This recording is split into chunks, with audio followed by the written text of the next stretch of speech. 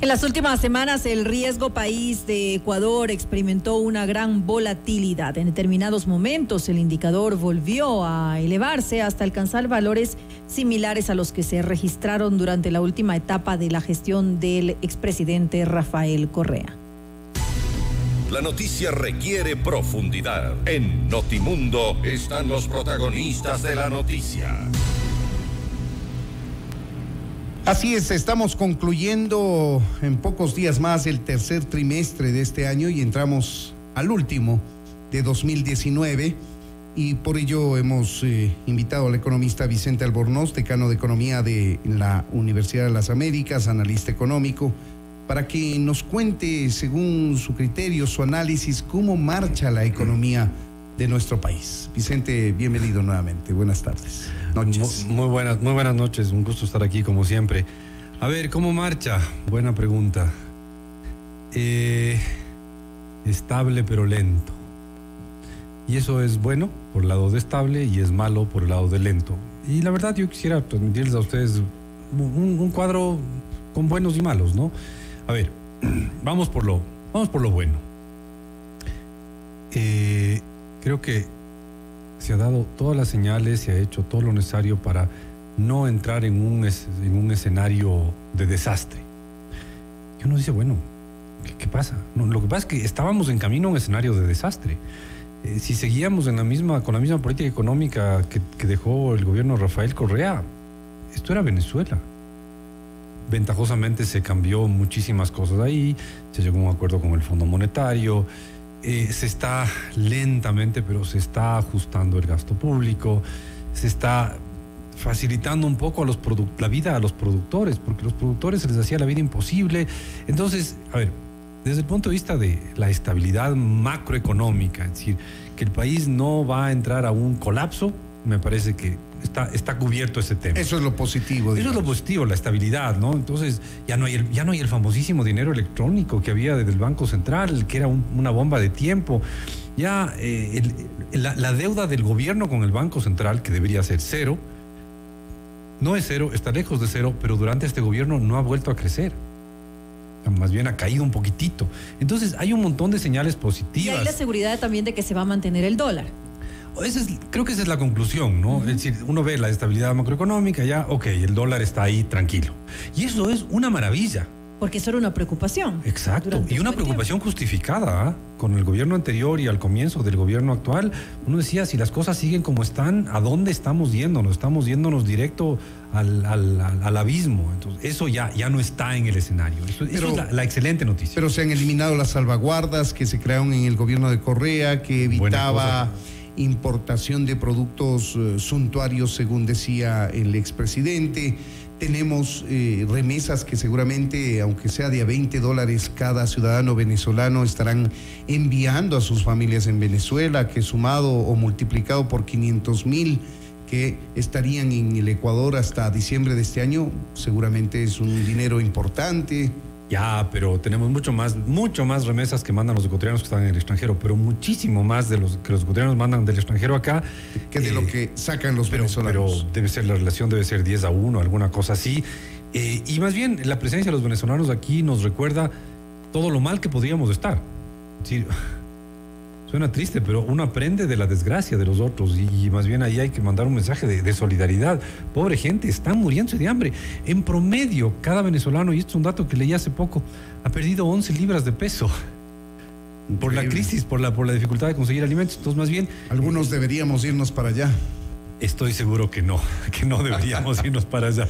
Mejor hagamos dieta aquí antes de irnos para allá. Pero el punto es, la presencia de los venezolanos más bien es una manera tremendamente visual de darnos cuenta lo mal que podríamos estar. Y el que no hayan las salvaguardias es una buena noticia. Es que hay libertad de comprar cosas.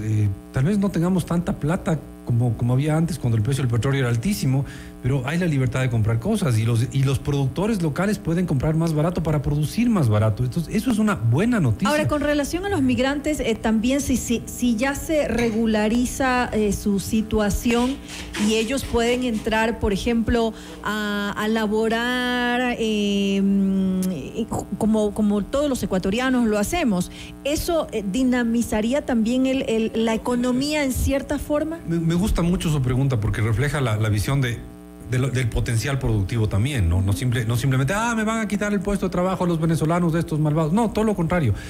Viene gente que está dispuesta a trabajar, a sudar la camiseta como sea necesario y a poder producir. Yo creo que los venezolanos también, la presencia de venezolanos aquí también es una oportunidad para producir en el país.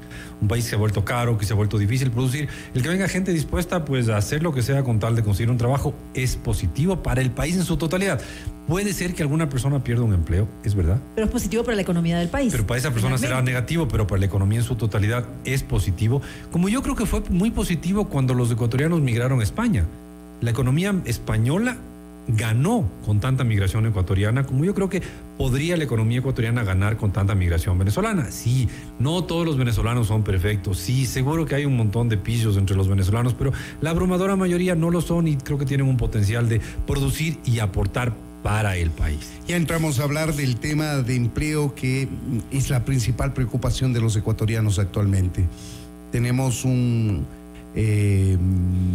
decisión del gobierno de achicar el tamaño del Estado. Hay desvinculaciones de funcionarios públicos, no necesariamente en el mismo nivel que se desvinculan esos funcionarios del sector público, son contratados por la empresa privada y hay un desempleo bastante importante. Es que ahí justo pasamos a la segunda parte de la situación de la economía. Es lo lento. ¿Cómo anda la economía? Estable, pero bien lenta, ¿no?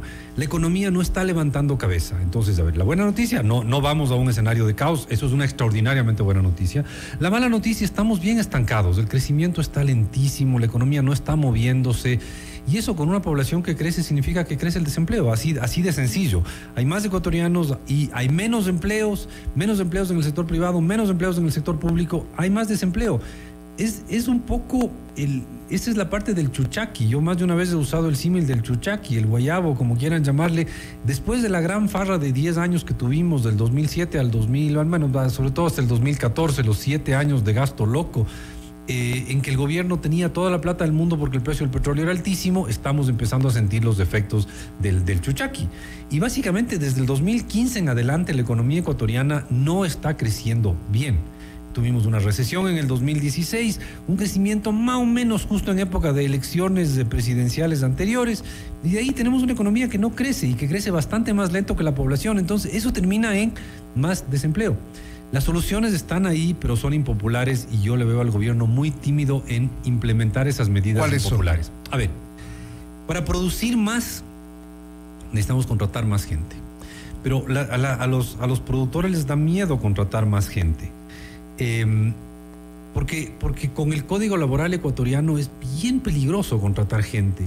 Si contrato a una persona y me doy cuenta a los 3 meses y medio que no era lo que yo soñaba, o simplemente que el negocio que yo pensaba hacer, en el que iba a trabajar esa persona, no funcionó, o tuve mala suerte, yo qué sé, a los 3 meses y medio me cuesta una fortuna indemnizarlo. Pero entonces las expectativas se centran en las reformas laborales. Esa es una de las tantas reformas que necesitamos. Entonces, si yo hago todo el análisis, probablemente ni le contrato a la persona, ¿ya? Ahora, ¿qué hacemos los ecuatorianos cuando no conseguimos trabajo? Porque aquí no hay un seguro de desempleo. Y en el Ecuador uno ve las estadísticas oficiales, y hay un 4,3% de desempleo. Nada, o sea, 0 desempleo en el país. ¿Qué hacemos los ecuatorianos cuando no conseguimos empleos? Pues nos ponemos a vender jugos en la esquina, a vender caramelitos en la esquina, a ver si es que pintamos casas. Empleo informal. Empleo informal. Y eso es lo que ha crecido muchísimo. El empleo informal ha crecido muchísimo en los últimos años. Más que informal, mal pagado. Puede hasta ser formal, pero es mal pagado. Mientras que el empleo bien pagado... El empleo no adecuado, según la última definición. Esa es la palabra técnica. El empleo no adecuado ha crecido muchísimo, y el empleo no adecuado es el mal pagado, o que ganan menos del sueldo básico. Y el empleo adecuado, más bien se ha destruido empleo adecuado. Y esa es la realidad por el código laboral que tenemos. Es importante hacer una reforma laboral que cree... que no que destruya estos desincentivos que hay para crear empleo. Entonces, que las empresas no tengan miedo de contratar a alguien. Conocí a alguien que despidió a una persona a los 3 meses y medio. Resulta que esa persona tenía un familiar discapacitado y les costó una fortuna, literalmente una fortuna, casi $20,000 me contaba esta persona, despedir a alguien que tenía, no $20,000, 18 sueldos le costó despedir a alguien que había trabajado 3 meses.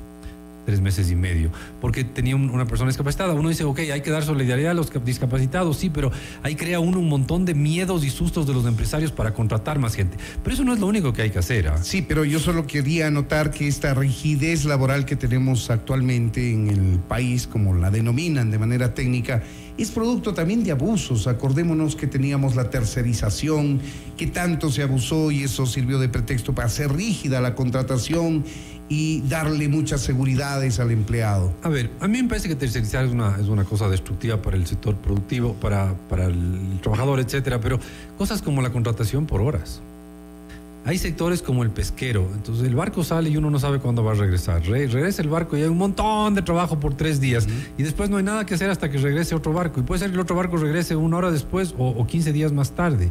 Lo ideal es que la gente se contrate por horas. La gente está dispuesta a trabajar por horas, pero es ilegal. Así es. Entonces ese empleo no se crea o se crea con unas figuras complicadísimas y se crea lo menos posible. Y les voy a dar un ejemplo que me parece muy evidente de lo absurdo que es la legislación ecuatoriana. A mí se me ocurren muy pocos trabajos más sencillos que el de controlador de parqueadero. Un señor que levanta un palito para que entre el auto, baja el palito después. Entrega un papelito y a la salida cobra, levanta el palito y vuelve a bajar el palito. Uno dice, bueno, ahí debería haber un montón de trabajo para gente con un bajo nivel educativo, con poca preparación, etcétera, etcétera, etcétera. Pero si ustedes ven, si nuestros oyentes ven, la ciudad se está llenando de máquinas súper inteligentes para levantar y bajar palitos. Claro.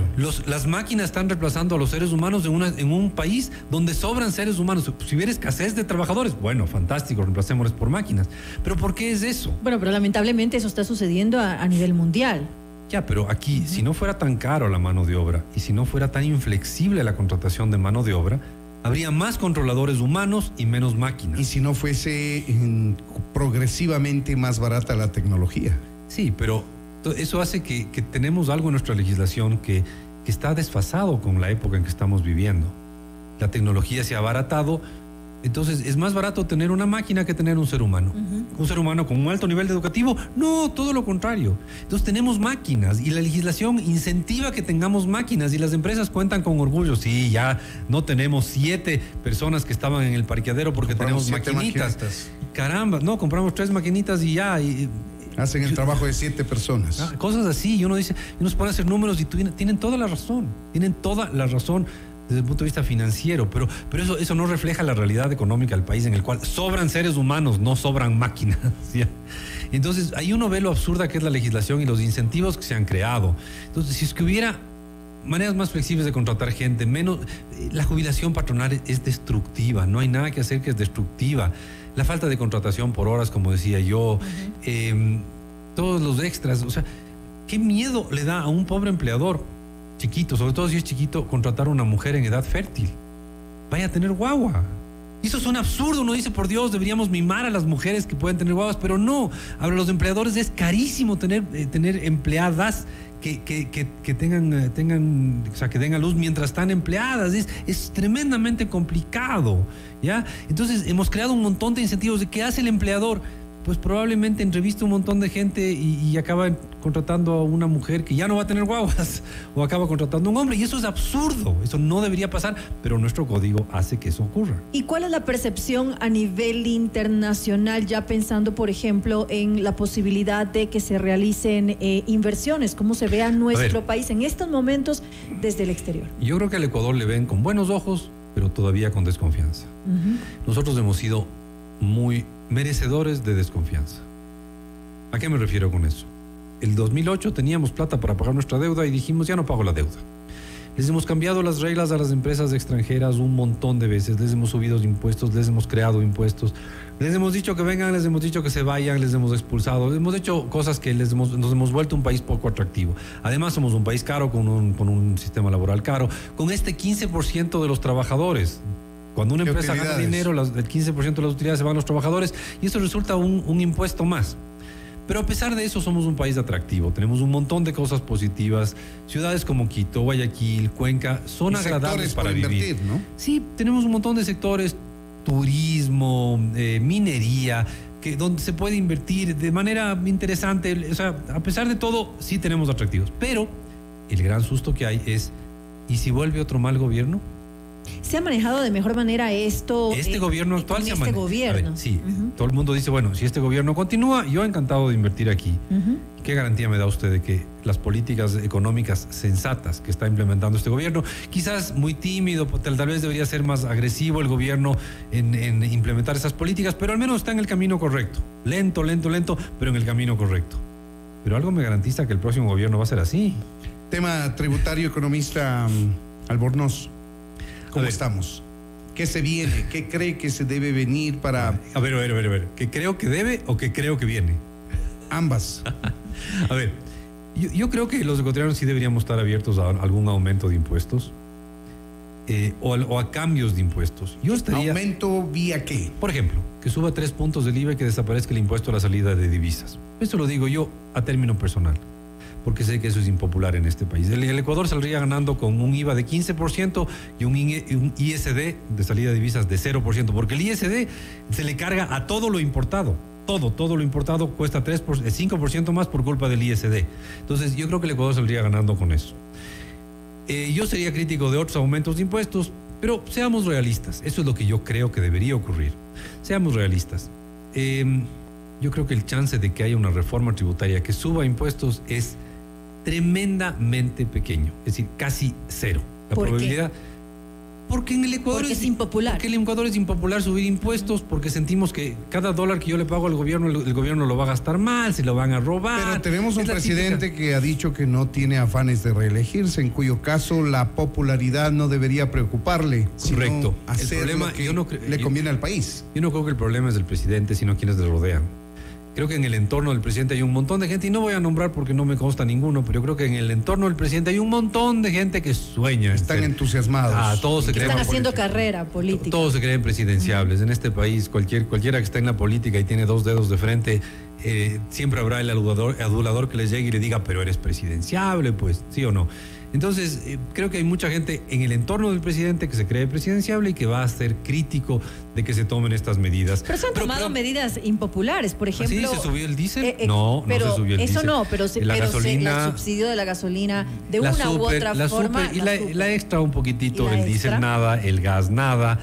Ahí hay un montón. Eso había entonces que tocar también. Pero no hay más. Es decir, a ver, el asunto es el siguiente. Hay que equilibrar las cuentas del gobierno. ¿Por qué? ¿Porque somos malvados? No, porque están desequilibradas y estamos endeudados hasta las narices, y cada dólar que gastemos más allá de nuestros ingresos nos endeuda más todavía. Entonces hay que equilibrar esas cuentas. Y en el Ecuador solo hay 3 opciones.